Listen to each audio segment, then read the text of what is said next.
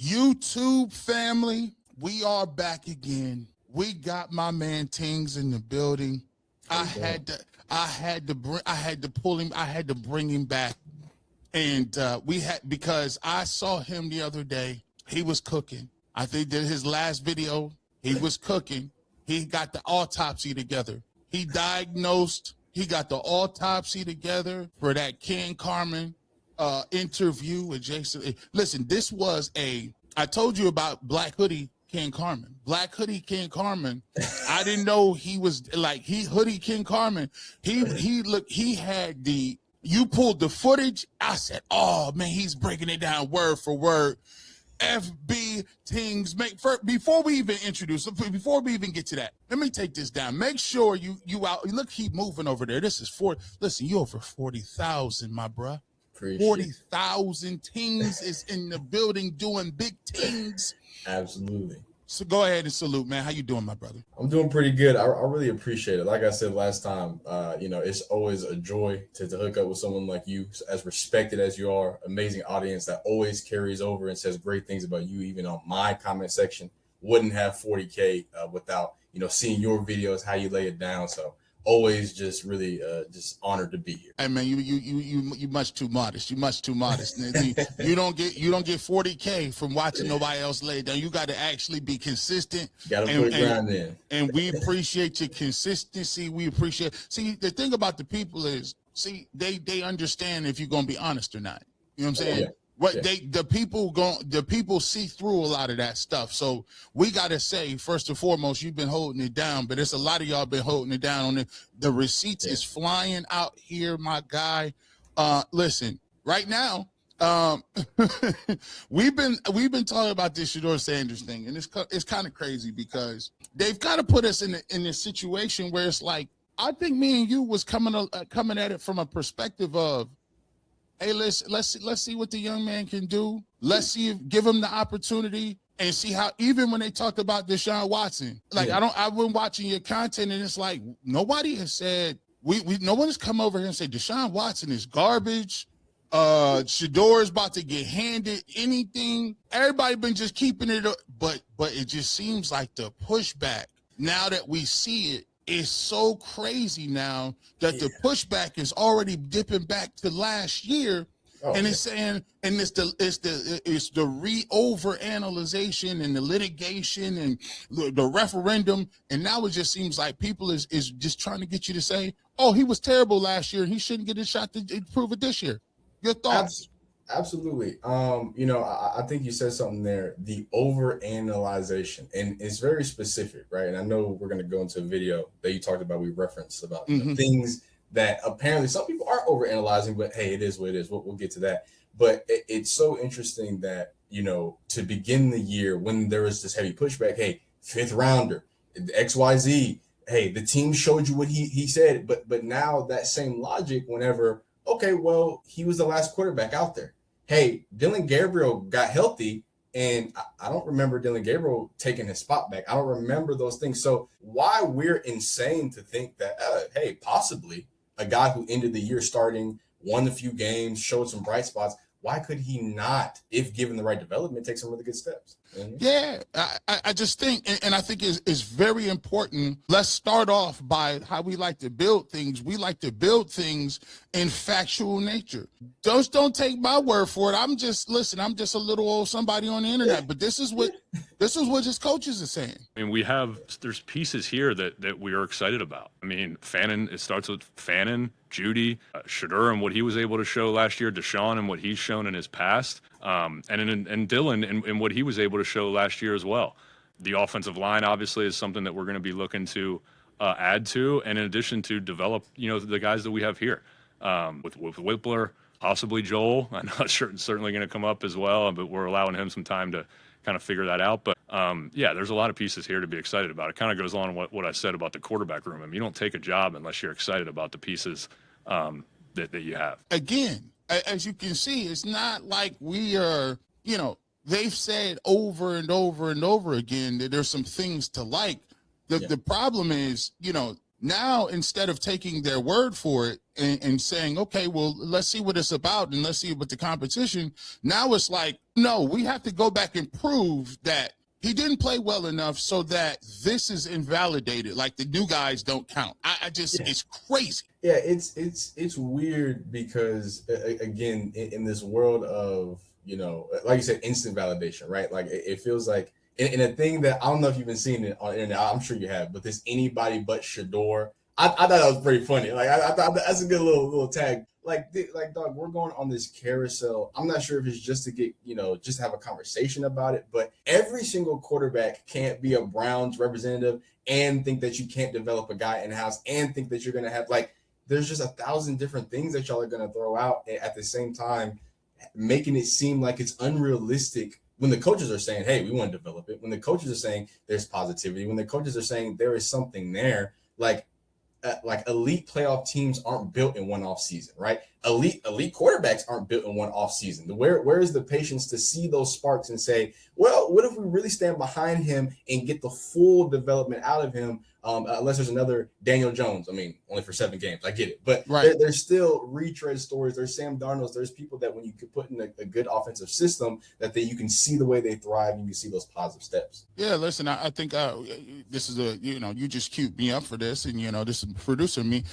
Today we were talking about it on UCSS and they try to, now it's amnesia. No, we never said that so-and-so was any what good. I ultimately do think is what I like even more about the Geno Smith than the Kyler thing is See, I thought today they told me that nobody had ever mentioned Geno Smith. There was no mention of him. That never happened. Dylan was never the Geno Smith thing. But now I told you I had footage, right? What I ultimately do think is what I like even more about the Geno Smith than the Kyler thing is, I think if you sign Kyler, to me, the question's answered. Kyler's your starting quarterback, and the only way Shedeur sees the field next year is injury. I think Geno versus Shedeur allows me a chance to get Shedeur real competition, and it protects me from 2 things.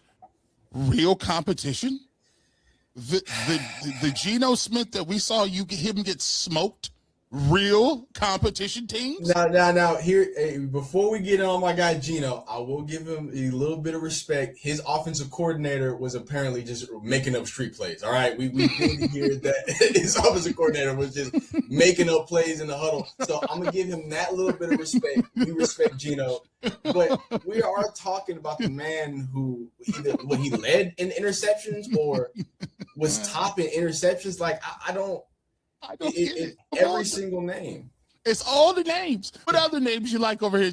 And these is my guys. They was riding with 12 for a little bit. They was riding. Then I don't know the all season happened and it just didn't look good. Shedeur just not having anything and the coaching staff seeing that in OTAs. Right. And ever seeing Deshaun Watson ever again. Like, yeah, 100%. I don't know you could thread the needle so perfectly because I would trust Geno Smith to start a full season here if we had to. And Geno falls into that bucket of players that would actually come here.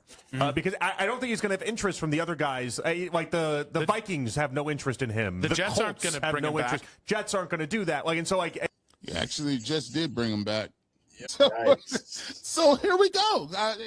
When the anybody but Shedeur thing, actually, I think, to be truthful, some of it, here's what I'll say. Some of it is we are in the industry and we have topics that we need to talk about. Mm-hmm.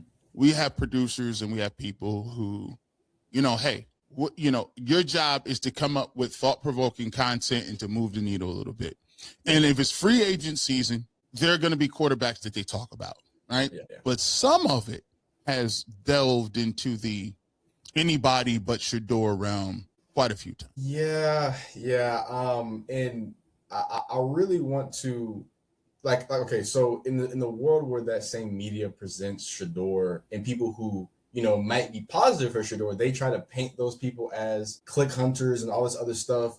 Like, in that same regard, y'all, why not talk about Shedeur? Why don't y'all talk about the development of Shedeur? Why not talk about what his teammates are saying? Why not talk about how his coaches are? And instead of trying to, like you said earlier, the overanalyzation, well, he didn't really say Shedeur is a real deal QB1. He didn't already give him the position. Like everything is like has to be framed in these wins and losses instead of just taking the face value. The coaches see a playmaker. The teammates see somebody who was done wrong. The teammates see somebody who can galvanize and take them to the next level. Hey, again, like you said, don't listen to me. And I say this all the time.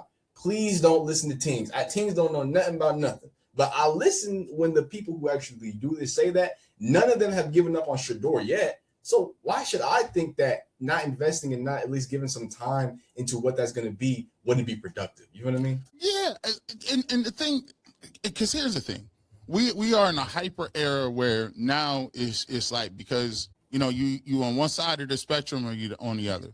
Yeah, I would love nothing more than to be boring. What does boring mean? Hey, the Browns know Shedeur Sanders is good. That's their quarterback. Now we can get on to the business of actually football. And what that means is the X's and O's, because I saw you on your podcast and you talked about, and these are the podcasts and these are the things that people should have interest in. You said, okay, let me do a whole breakdown on what Todd Monken is doing. Yes. And what he's done in the past and what that could look like with Shedeur Sanders. Instead of sitting here talking about what people's think about the eyes and the lens of the old coach who's no longer here. Yeah. Why not look at it through a lens in which you can say, all right, if the Cleveland Browns have looks like they're going to get this guy an opportunity to play, how's about educating the fan base and the people that want to know what this could possibly look like? Yeah. I have a real passion for that because, that's why I always say, hey, I don't know nothing about nothing. It's not because, again, to be humble, but it's because I think there's so much for me to learn about the game, right? And I think if I can, in the small instance, teach something, right, and at least present something in a different way. And then, like you said, right, why aren't they on the whiteboard, right? I won't go deep into it, but some of my, real job has to deal with it involves the basketball media world, right? And one of the things in the basketball media world that's often talked about is whenever they made the switch over and they started calling up plays and getting real technical, LeBron with his technical podcast, there were so many people like, dog, we love this. Like, why don't we talk about football? I don't know how in Browns football, and I say this in a lot of my videos, really historic players. You talk about Joe Thomas's, you talking about, what I'm saying? You talking about, what's his name? Is it Mike Ocelot? What's his name out of, no, sorry, Peyton Hillis. Sorry, you talking about Peyton Hillis. You talk about Josh Gordon. You talk about even Joe Batonio, right? I know the fan base isn't too. Jim Brown, Otto Graham, Luke Rosa. I mean, it goes Ozzie Newsome. Paul Warfield. Browns football is the history of football, right? Browns history is history of the NFL. So I don't say that to focus on that. I say that to let's break down the history of football. Let's break down what can be done, what was done, and focus on Browns football instead of all this outside noise. We can have outside hot takes every now and then, right? But if we're not going to talk about what's actually in the building, where's the Harold Fannin video? I want a Harold Fannin podcast with just someone talking about this is how good Harold Fannin is. This is how good Quinshon Judkins is. This is what Malachi Corley brought to the offense. Hey, Isaiah Bond is going to be there, but that's not what I see. I see us re-talking the same exact talking points, insert new name, and do that. Is that how lazy it is? If you're going to put Shedeur's name in there, hey, this is how Shedeur can get better. This is what Shedeur can get out of this offense. This is going to be Shedeur's best friend, and his name's Harold Fannin. I need more of that, I would think, because I think that's just more productive for everybody. You feel what I mean? Yeah, I said this on Saturday, and I said, listen, I get it. I think a lot of what is happening now, and I'm going to be honest with you, I think there's a little bit of insecurity going on with the legacy media. I think that the game has switched over a little bit, and it's kind of weird because I kind of live in both worlds. I do some other things, and I do radio and some other things on a mainstream level, but I'm still super passionate about what it is that you can do on the internet. And so I've seen that over the time period, there are people that have been forced to see the Fox Sports go to the wayside. ESPN, which was, what raised a lot of us, go to the wayside. And now you're going to the internet and you got young, energetic dudes that's talking a different way.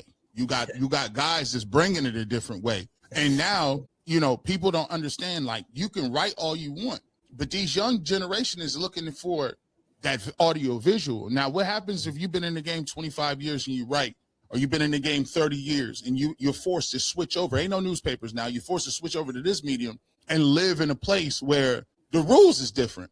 And I think they're trying to figure out the balance of, do I want to be traditional and keep it, PG and black and white and vanilla, but then I ain't gonna get no clicks? Or how I'm gonna move with this, and I'm gonna just I gotta be over the top a little bit to get these clicks. How do you feel like, because you're part of that new generation, how do you feel like that is kind of your place in the internet, and how you guys weave in between the traditional and the non-traditional? So, I think I've coined a term, maybe someone else came up with it before, but the Stephen A. Smithification, right, of the modern world of sports. And I think in some ways you can look at Skip Bayless as this ultimate version of that, where, hey, I'm just going to say things to say things sometimes maybe true or not. And I think what happens, in response to that, like, ask, like, where do I look at myself? I just think with the modern world of content, there's so many niches now. There's so many interests, right? And I understand what interests I play in. Hey, people come for me for Shedeur content. They come to me for some Browns outlook, different things like that, right? Instead of, trying to do everything and say a bunch of crazy stuff and, okay, now I'm going to talk about basketball. I think this modern world, kind of says, hey, what do you do best? And how can you deliver that to your audience consistently, right? There's so many different choices that what am I doing here? Just hot taking and trying to be a part of everything, when in reality, I think this new age audience wants what they expect out of you, right? And if they want something else, they're going to go somewhere else. There's no need to kind of force that. And I think that's what you're seeing. So I do want to shout out, some people like, the Theo Ash of the world, the TikTok creators of the world, with the Bladen, I think the Stay Hot podcast, and somebody on my, what's it called? I think Chat Sports, they do a good job too. They're more of a network approach at it. I see all these different people making good content. I think it was AFC something news. I forgot the name of it, but they're like conglomerating some local guys together. Like, I love all those different things. And I think it just shows that, the way that the audience wants it, they're just tired of the BS. Like, we don't have to pretend like you care about these things. You don't have to pretend like we need to talk about these other stuff to get here. Give us what we want and keep it consistent. And then from that point, things can kind of take the next step, Yeah, I like what you said right there. You understanding what they want. What's so crazy is because I think in general, I think that the Cleveland market has lost out on a lot of things, because the craziest part about it is the biggest Browns content creators are people that are outside of the traditional forms of the Browns. Like, it's crazy because there's a bunch of people who came in and they were supporters of Shedeur. And instead of giving those guys olive branches, instead of bringing them, I kind of compare it to, like, we go to church all the time, and you want to save people and you want to get people to turn their life over and go down the road, but then you tell them they got to be here at 8:00. They got to be here 5-6 hours. Their attention span better be on. They got to have the fire's gear. They got to know somebody. And if you don't come to the outside functions, you ain't nobody. You got to have, how much you going to put in the collection plate? Sometimes you're going to have a person that come in that's a drug addict that need a prayer, that's hungry. You might have to feed them. You might have to give them a little counseling. They may be a little rough on the edges. But guess what? At the end of the day, wrap your arms around them, because you want to do what? You want to increase the flock. I want the Browns to be awesome. I want them to be on TV every day. I want as many people wearing them Browns jerseys as I can find them. Yeah. Why are we turning fans down when we are the laughing stock for a lot of people outside of our building? Hey, I like, so, and there's a lot there. First off, my goodness, every time you come preaching to me, but at what you said about the, I mean, no pun intended. Yeah. But I say that all the time in my video, and I think I saw, I think Just a Girl was in here. I think some more FUD. They were talking about it, and I say oftentimes, like, people get so worked up about, I want to make fun of Shedeur fans, or they're this or they're that, or Shedeur content creators, and it's like all this joking. And it's like, and maybe we'll get to it with the Jason Lloyd comments. I don't want to spoil it, but yeah. But you're not a this or you're not that because you're a fan of this, person. I just want to I'll use my channel as a perfect anecdote there, right? I started off as a college football channel, right? I covered a lot of Shedeur stuff. And as soon as the draft happened, because I was covering my draft people, it was Cam Ward, it was Shedeur, it was this group of people that were working out together. It was cool. Right. Keeping up with it, LeJante, all those people. And when that happened, I remember saying, like, dog, when he fell to the 5th round, I was like, again, just doing regular coverage. I'm like, this is gonna make so many more Shedeur fans that they don't even understand, right? And that is a whole nother aspect. And you was right. Hey, craziness, right? But to feel that and to say all these people and not look at that as an opportunity to not to have something uplifted, like you said, the Browns are the Browns, right? You know what I'm saying? So that's my outlook. Is we don't look at them as as we should, because there's a lot of history of the Browns. People don't look at it when they see the Browns. They don't look at it that way, right? Yeah. So in doing that, you take away this fan base that's eager, that's happy, that's hungry. That why don't you, like you said, extend that olive branch and teach them instead of being upset. Y'all don't know this. Y'all not listening to QBRs. Y'all don't want to Xbox. Hey, how about explain it? Are y'all going to explain what it? Are y'all going to explain what EPA is? Are y'all gonna fully say, hey, y'all are new people. Y'all are trying to get into it. How can I make it better and educate y'all so maybe we can have better conversations instead of lashing out, calling people cultists and all this other stuff? Because then you start alienizing people. And then now y'all real upset because now them Shedeur fans, they don't back down. Them CU aunties don't back down, but y'all created that environment and now y'all upset about it. So yeah, that environment is there, and we'll get to it. Like, we talked about those comments, and I think Ken asked him about it, and he was like, well, and here's the thing, to be honestly truthful, I've had conversations with Jason about this, and I told him in a specific way. I said, look, one thing you got to understand, because a lot of people had just a confusion about why it was that people were so supportive. Yeah. And I said this, to be honest. I said, well, you know what? Maybe people are confused because, traditionally we don't support each other the way we're supposed to support each other. And I'm talking about people of color. So sometimes there's that aspect of it too, where we expect people to just fold and flip, and they're like, "Oh, but yeah, you were cool yesterday, but today we're not riding with you. You didn't." I said, but second of all, a lot of these individuals, they see them. Well, I say, you got to say, I'm gonna tell you something about the community. Yeah. When somebody said that's my nephew, or that's my OG, or that's my uncle, like, you take it as just words. I said, there are a lot of people. We have extended family, and those folks believe, as they watched him grow up through television, the internet, through playing games, they view that as their extended family. So when you say something, and when they see him get, because I'm gonna tell you, it's collective. Because my mom sat there, and I didn't think that Browns was gonna draft him, and my mom said, she got up there on that day, that's that third day when he went pick. He said, "Oh, this is unacceptable. I cannot believe they was mad. We was watching it. I was getting ready to go on and just talk about the little running backs we had, but I told him, the worst thing that you can do is you should not. I'm just telling you, you should not." And I'm glad Shedeur said, listen, I don't like when y'all call people cultists. Yeah. Like, don't do that. And I thought that was very mature. I thought that was dope. And I think it was a misstep for him to say that just because you support somebody doesn't mean you're not a Browns fan or a football fan.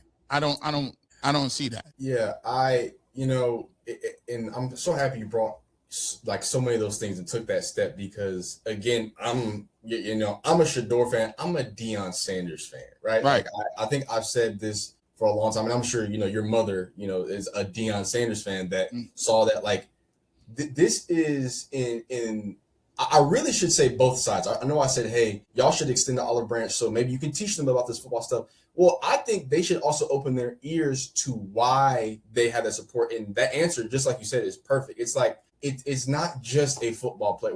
They're not just supporting a football player. And I've said this in multiple videos. Shedeur can go out there and be terrible and play bad football, and he never played in the NFL again. Guess what? The people are going to be right there supporting him. It's not about that to them. It's about, hey, like you said, since middle school, since high school, they've been either watching them play football, they've been on the camera, right? I think, shout out Quincy Carter, right? I don't know if we see eye to eye, just because, I'm a big Shedeur guy. I don't know how he feels. Right. I thought he made an interesting conversation where he said, hey, Shedeur is the first parasocial quarterback. I thought that was a little disingenuous, right? Because I think what the problem is, you don't realize that I don't think it's the social media era. I think it's, the older people who are more who've been watching football since the 90s, who are old school. There's a misconnection there where you think it's a bunch of people who are TikTokers. All the TikTokers rock with Jackson Dart and Tyler Shuck and Cam Ward. Shedeur is a older breed. He's a sit and stand quarterback. It's not that, and it's ships passing in the night. Y'all are mad about one thing, and then obviously the 12 fans are mad about y'all being disrespectful. And in some instances, maybe you're not trying to be disrespectful, but you don't understand what this means when you talk about 12. You know what I'm saying? Listen, the ships, see, that's nice, man. It's very rare where I see the ships passing each other in the middle. That was nice, right? Rosie, did you clip that? We need that for a show. We need to capitalize off that. Now, listen, no, but the thing that I look at too is you said something about Prime. Yeah. Look, man, even in Atlanta, see, Kevin Stefanski found out. them is old, bro. That is old school Deion Sanders with MC Hammer 21 video. Listen, Prime to me. We even on the old school Madden before there was ratings, everybody knew Deion was faster than everybody on the old school Maddens. He just had a visible speed. The fact that he was just moving around. This dude was the #1 celebrity, and not only the #1 celebrity, but he did it in the black mecca of the world, like in Atlanta. He's down there with TLC and Andre Rison, and it's just, and so for me, a lot of people don't get it. I used to, when I was in school, I used to tell my mom, I used to cry for them Jews.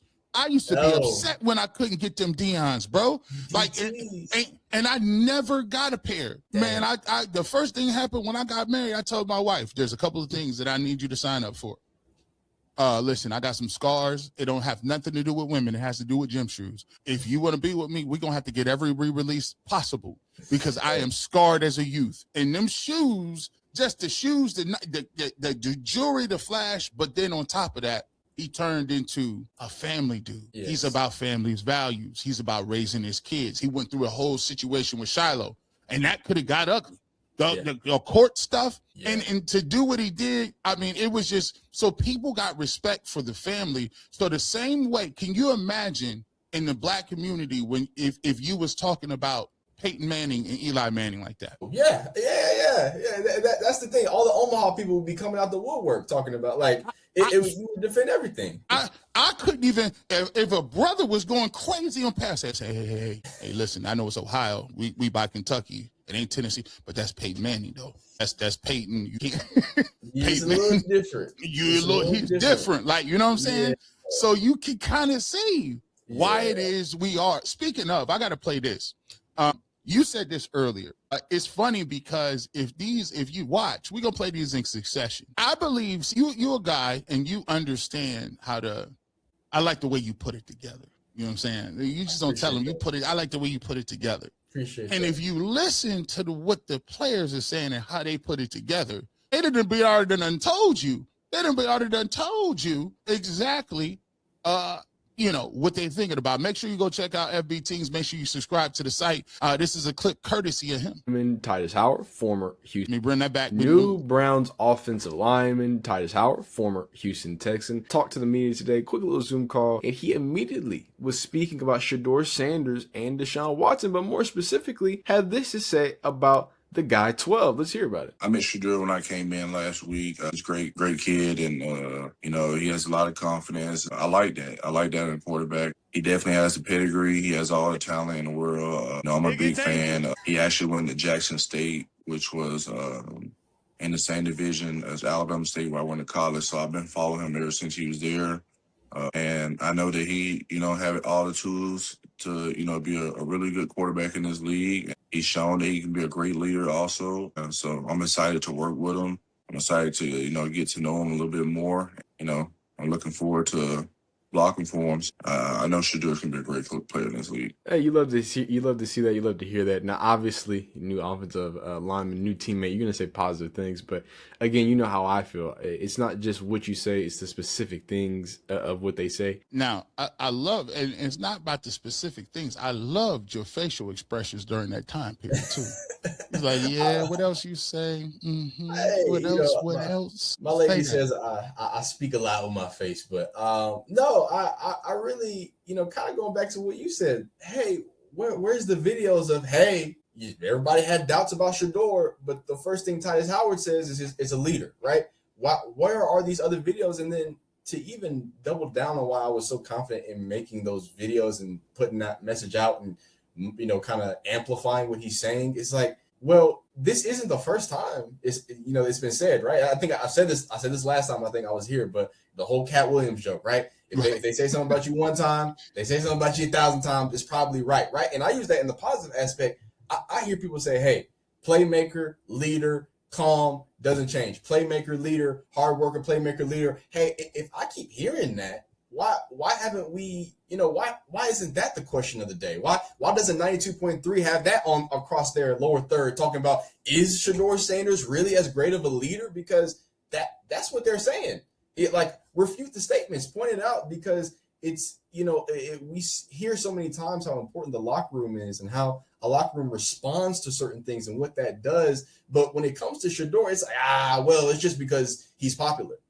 Well, that means something. That does mean something. I know a lot of people, compare DG, and this is no slight to DG, to Shedeur, but, some people say, hey, Shedeur won more games, but the defense really won that game. Well, maybe the defense wanted to play for somebody. Maybe the defense felt like they were in this game. This is what defensive players have said on record, by the way. Maybe the defense players felt like, hey, we got a chance in this game. We're playing for something. And maybe there was a certain player who made them feel that way. It's almost like it's a team sport. And there's more things and more intangibles about the quarterback room that possibly we can highlight because the locker room is screaming it at you every chance they get. Yeah, and it's and I like to, and what I like to do is, I just like to have it be well documented. I just keep bringing it up. You keep saying it. Here's another guy, and they just she lets it slip. Quinshon Judkins, she says, how is it having him as QB1?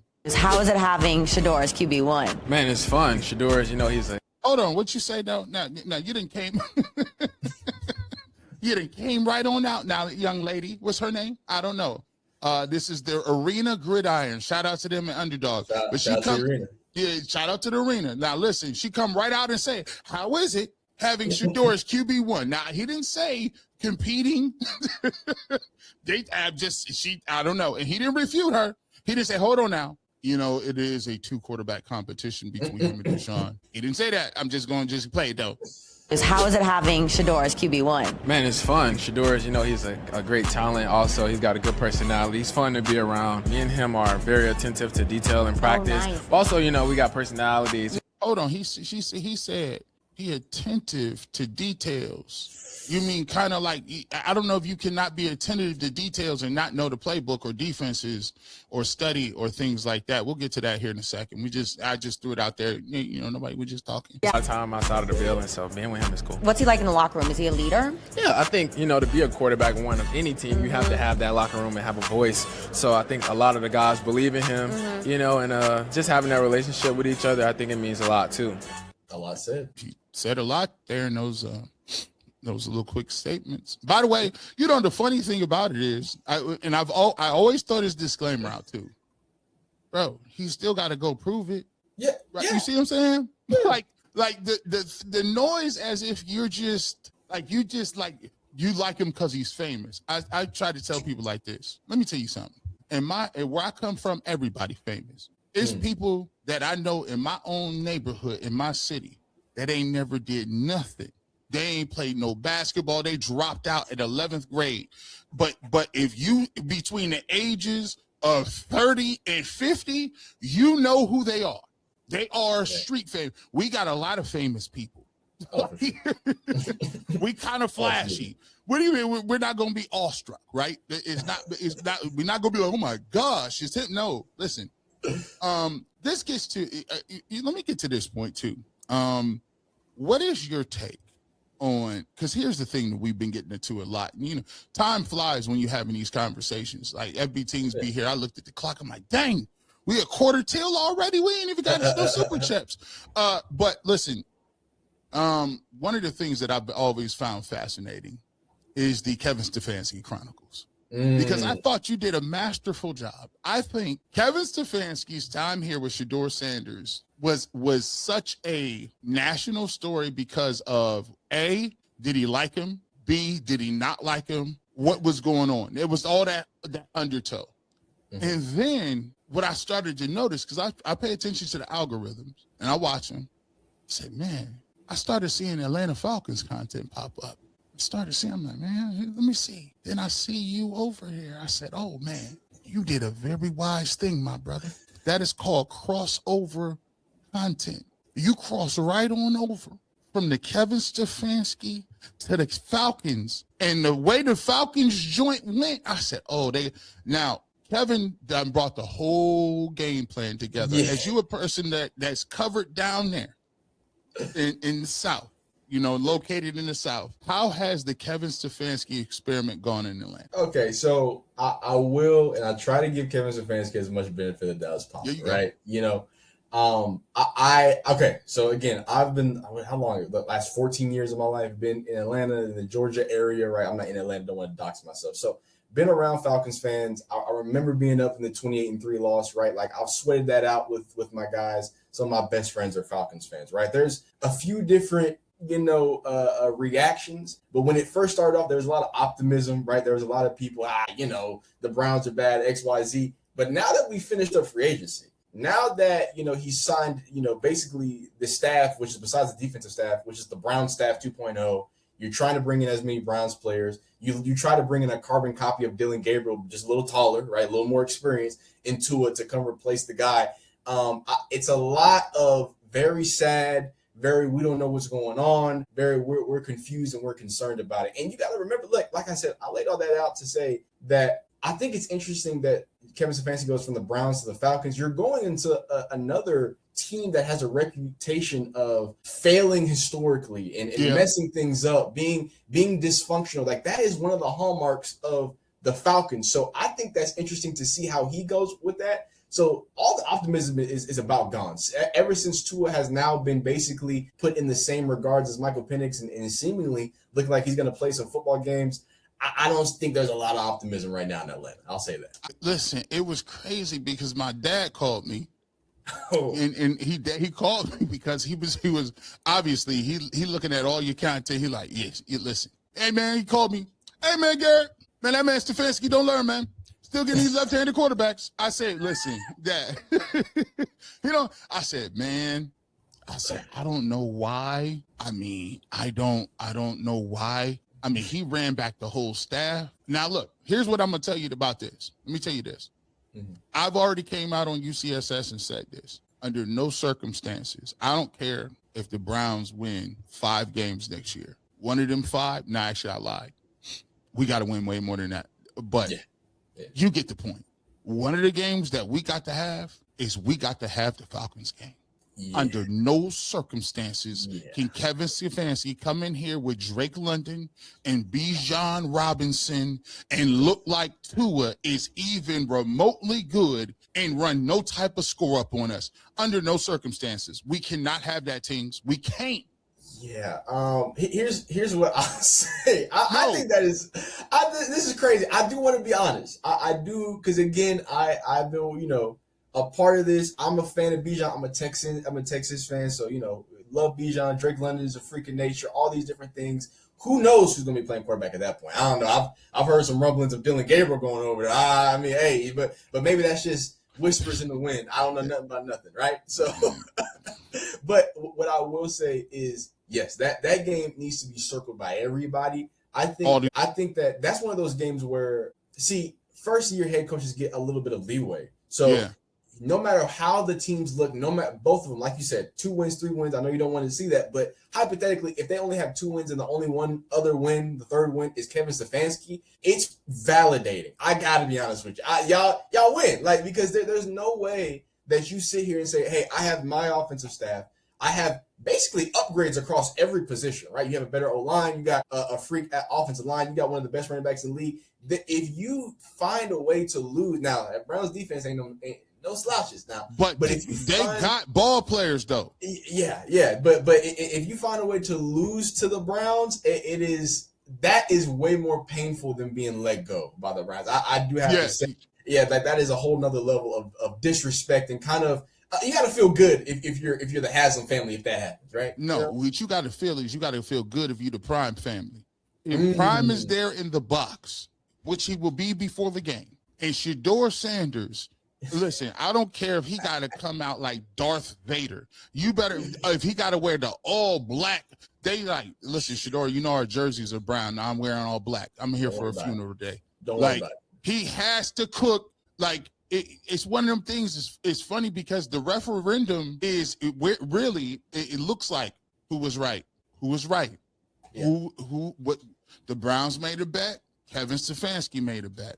Because when he left and went somewhere else, he took everybody he had with him. He's there to prove that his system works. He's there to prove that it was the quarterbacks here that was the problem. Shedeur Sanders is here to prove you left me out in the drive-thru on the ball boys and tell people and embarrass me. It's time to cook. So that's gonna be a funny storyline going out throughout the rest of the season. Let me play one more this comment really quickly. Because I thought this was a very short and sweet one. It's just another one. Zion Johnson. He just comes out and says, "Yeah, man, listen, man, we just." Both of those guys are very impressive guys, and I think it's like I said earlier, our job as an offensive line to let them display that, and that's what we're gonna do. Some real good footballs. Just keeping everything competitive. Whoever win the starting spot, we're gonna be there for them. Or whoever don't, the one or the two, we're gonna be there for them. But, I guess just keeping it competitive and just being there for both of them when they need it. Well, what are your thoughts on the quarterback competition? What are your thoughts? Obviously, Deshaun Watson has done some things in this league. Deshaun Watson has, at one point in time, been and here's the thing too.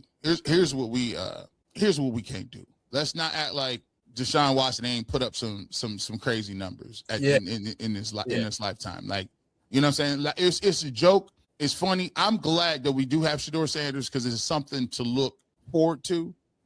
Because at the time when we got Deshaun Watson, a lot of people forget. People thought the Browns was going to the Super Bowl. I mean, they had just came off of. They had Nick Chubb at his prime. They had Jarvis Landry. They had Odell Beckham Jr. They moved on for them guys, but they still had a roster with Amari Cooper, and the line was still up and at him. But he did some things, but he's a long time.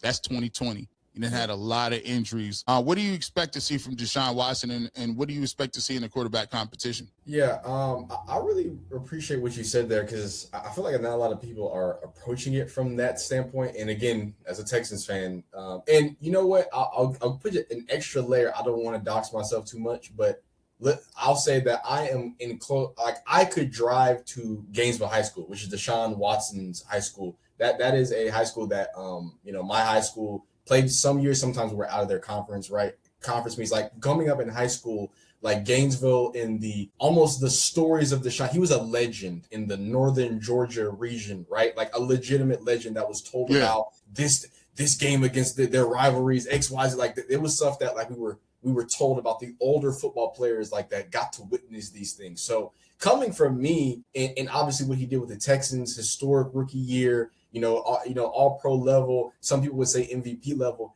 In my head, I'm expecting a very hard battle for Shedeur Sanders. I don't expect this to be easy. I don't expect, like you said earlier, I'm not expecting Shedeur to walk in and it's just, his job. Now, I do expect him to put the work in to do it. I expect that he has the ability to do that, right?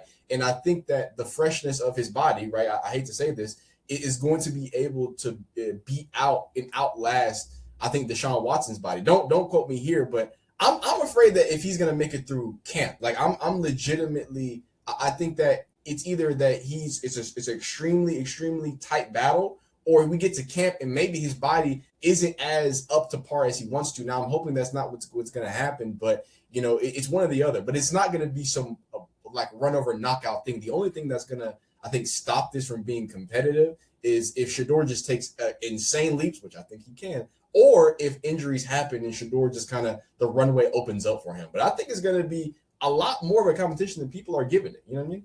Yeah, this is, to me, it's the best case scenario. Let me tell you why it's the best case scenario if it is a tight competition, because nobody can say nothing. Because then you go into the season and you say Deshaun Watson we saw a markedly better, and we saw shades of the old Deshaun Watson, and Shedeur Sanders can't go for throw, completion for completion, beat him out fair and square. And then what the Cleveland Browns can come out and do is say, Shedeur Sanders is our quarterback for the entire 2026. Boom. Let me just tell you that right now. Don't ask me after 3 games. Don't ask me about 4 games. Deshaun Watson is our backup quarterback. Shedeur Sanders is our number 1 quarterback, QB1 this season. And then what that does, that locks down everything. Because if you want to keep now, you do 2 things. You give Deshaun Watson an opportunity to slowly get back into it. Because what if it's his first year back? He gets his body right. He gets his Achilles right. Now he can rehabilitate his career and continue to go somewhere else and be one of those quarterbacks where you might be talking about. It's a dude like Sam Darnold that done some things, or Geno Smith, who came back and did some things with Seattle. And then Shedeur Sanders is not looking over his shoulder, and he can come out here and be a competent quarterback and put all his energy into pouring into the team. So that's why I believe that a good quarterback battle should work. Beautiful. Yeah, no, I holistically agree. I think that, we're trying to align some of these things so much that I think we're missing out on the beauty of the fact that I really hope this pushes to the next level. I really hope this makes that either Shedeur or Deshaun, if Deshaun makes it, let's do it. But I think another thing, and I'm happy that you brought this up, and I think it's important that you're saying it the way you're saying it, because here's the way I think the media is setting it up. I think that some people in the Browns media, now stop me if I'm ahead, but if and when Shedeur does get that, winning ability, right? And this is why it needs to be domination, needs to be undisputed XYZ, because immediately the conversation is, well, he beat Deshaun Watson with half a leg. Like, the excuses are already baked in. They're not even treating Deshaun Watson like he has the talent to do what we've already seen him do. So even if Shedeur beats him out, then whatever. Now let's see it here. Now it keeps adding more pressure there. It doesn't make sense. It's more of it's again, I've always said it. This is why I always push back against this. It's always funny. And I always ask him, I said, now, you said all these nice things about Dillon Gabriel. He only played a handful of games. Now you're advocating, you're trading him? I said, now you guys are using him like a shield. You used him as a human shield. You gave him all these attributes, you build him up. And then when it's like Shredder. It's like Shredder. He builds up, or the Power Rangers. Rita Repulsa, she comes out, gets all of these monsters, make my monster great. And then all of a sudden she throw them out there. They get beat. And now they got to go back to the monster grave. Now you weren't good enough. You got to go. Yeah, it's the monster of the week. So now Dillon wasn't good enough to beat the Power Rangers. You couldn't beat the White Ranger. Now all of a sudden he's trash. I'm like, but it was the White Ranger, bro. Like, he kind of nice a little bit. So I'm sorry. I don't mean to cut you off. I want to sure you still going. No, I'm not done. I was just setting you up. Yeah. Oh yeah. Because you winded me up, because you know what makes me so upset when we have these, like, if we really want to get football here, the fact that some of the people who detest against Shedeur, it's like you said, hey, Shedeur is trash. Dillon Gabriel, though, had upside. And then, but Dillon Gabriel needs to be gone. But Dillon Gabriel is not even in the conversation to be QB1. How? I want, because I say this so many times, this needs to be laid out. Everyone needs to be reminded that Dillon Gabriel played in an offensive system that was similar to Kevin Stefanski's offensive system. I need your people to hear me, right? Wide zone offensive scheme, heavy double tight ends, right? Lots of play action. That is Kevin Stefanski's system to a T, right? Dillon Gabriel came in with the advantage. No one talks about that. I don't know why. We want to talk about football. We don't want to talk about the offensive system, the links between the Will Stein systems. Cool, right? He gets the advantage of, hey, Kevin Stefanski rocks with him. That's my guy. He's a left-handed Polynesian quarterback. That's my bag. That's an extra plus. All right. we get out of rookie OTAs, and that's what I was talking about in my video, I think today, and we're already talking about Dillon Gabriel securing second team reps with a 4 quarterback roster. So he got the reps before.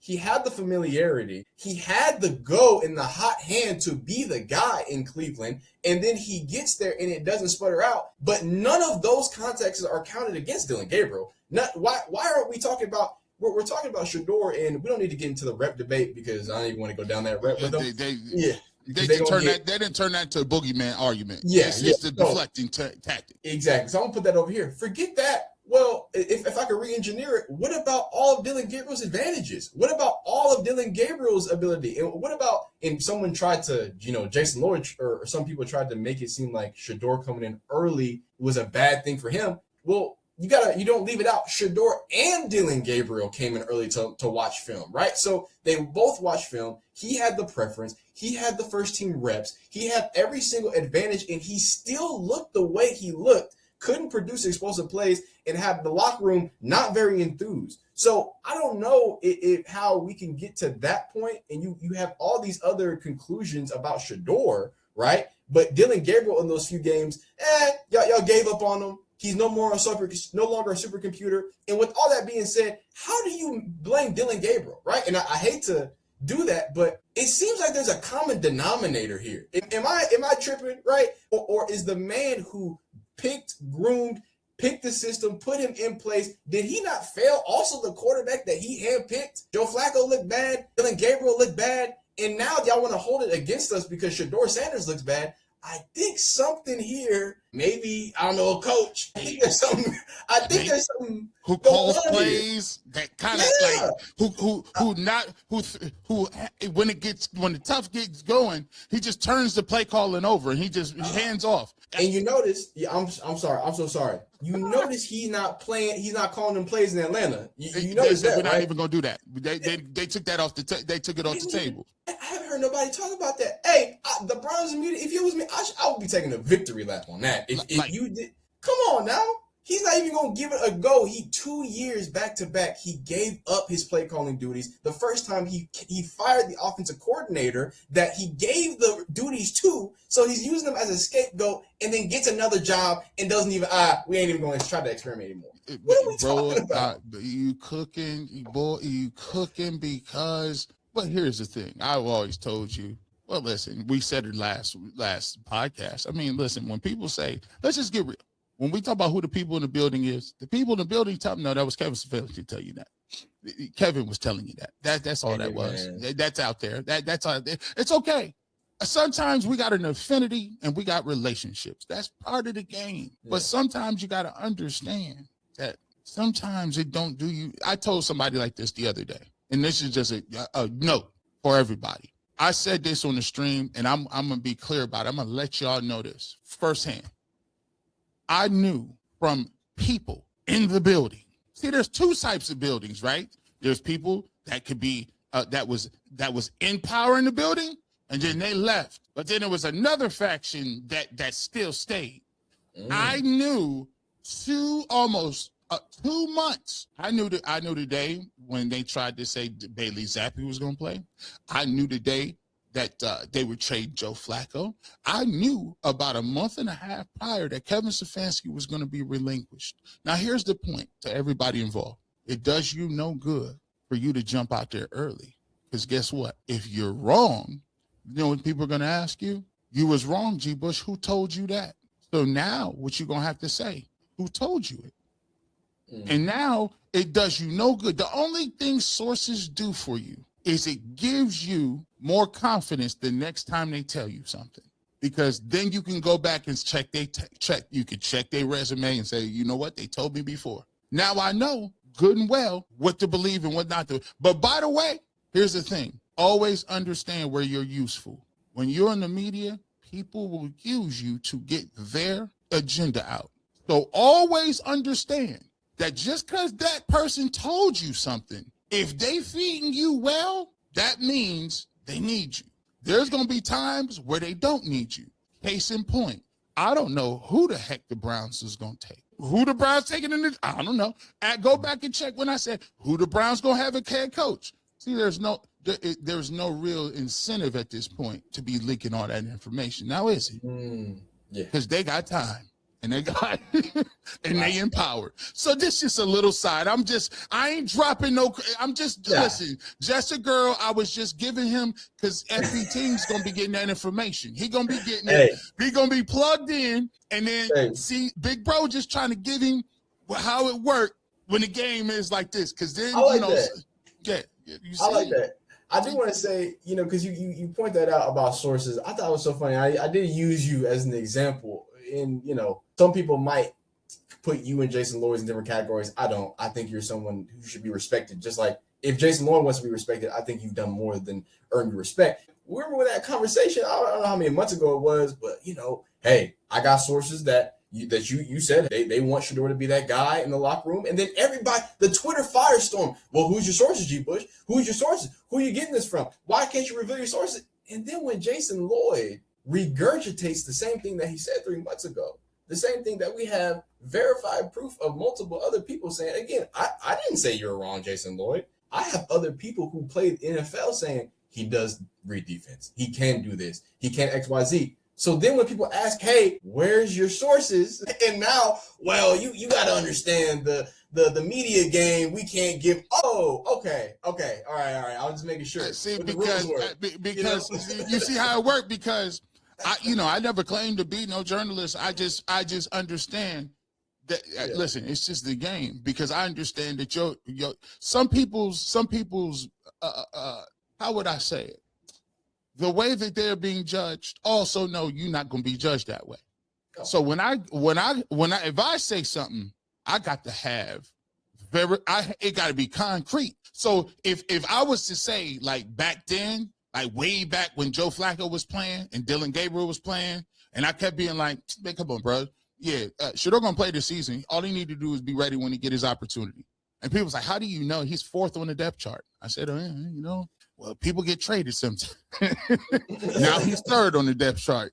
And then Dylan got hurt, and then like sometimes you just got to chill and let the game play out. Right now, it would do you no good to sit here and jump up and down. And we would just say, listen, we'll just let it play out now, won't we? Draft day, OTAs, training camp, preseason, G. Bush and Tings be on it.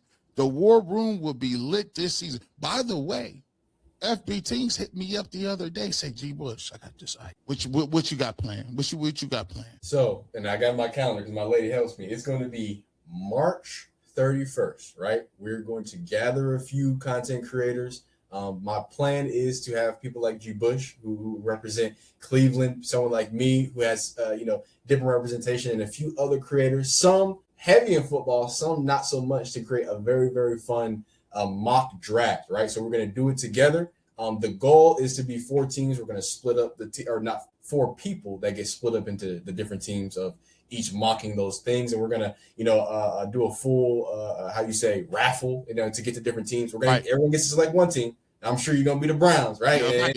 Nothing wrong with that. Mock, kind of speak through some of it's going to be a fun. The contestants are going to, speak to those things, talk about where we see these different football players and kind of where they stack up when it comes to the draft. So I really hope that everything works out. It's going to be 7:30. I hope to see some of y'all there.